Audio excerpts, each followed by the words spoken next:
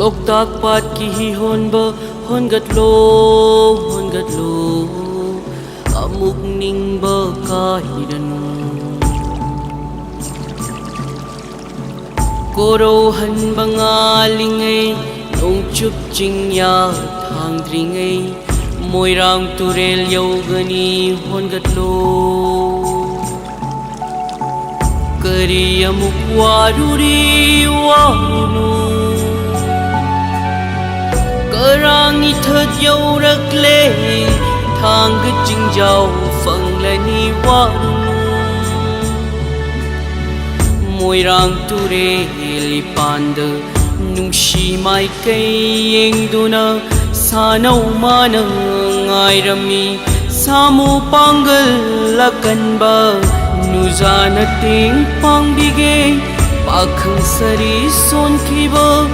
sanau mana ngairido hongalo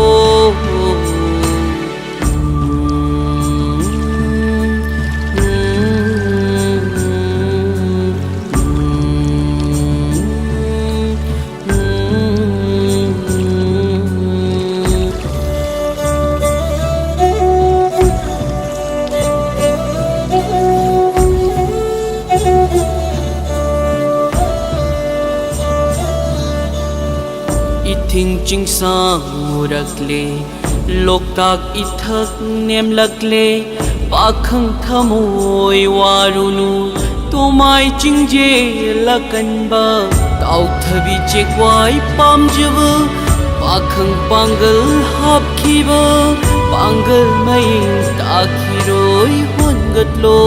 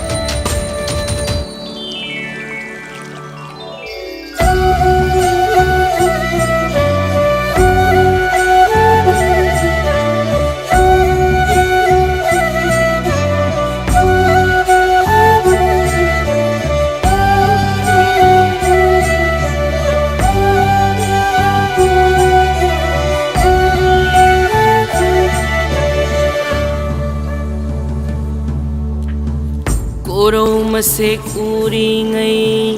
amam mami tamdringai moirang khunjau yogani ipan tamba ngamlani tayo nakta yeptuna chinya tamya yenglamba manjai shaktam latlamba janabi maitho urani pakhang wasa ngaklani hongatlo